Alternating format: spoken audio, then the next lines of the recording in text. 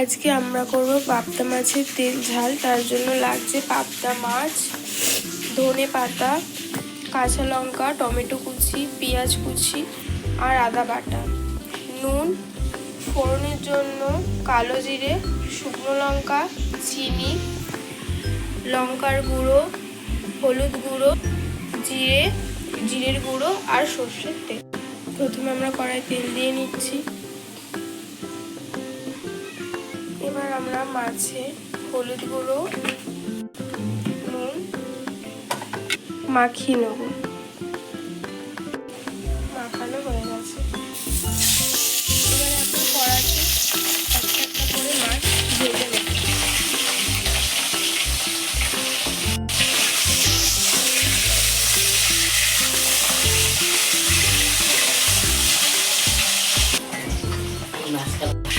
এবার মাছগুলোকে একে একে পাত্রে তুলে নিচ্ছি।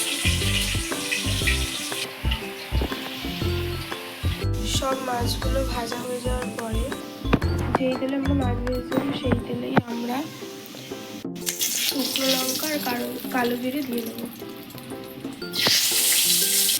এবারে দিয়ে দিচ্ছি পেঁয়াজ কুচি,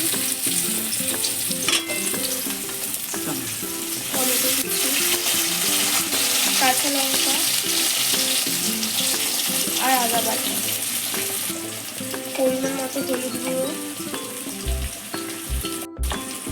পরিমাণ মতো লঙ্কার গুঁড়ো, পরিমাণ মতো জিরের গুঁড়ো এবং সামান্য চিনি। এবার আমরা নাড়িয়ে দিচ্ছি সবগুলোকে একসাথে।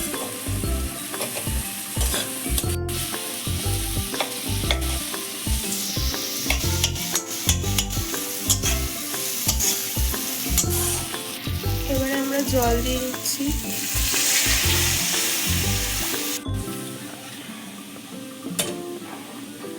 এবারে আমরা একে একে মাছগুলোকে দিয়ে দেবো। 15-20 মিনিট ঢাকা দিয়ে রাখার পরে এখন আমাদের হয়ে গেছে। এখন আমরা এটা একটি পাত্রে তুলে নেব। আমাদের রেডি হয়ে গেছে পাবদা মাছের তেল ঝাল।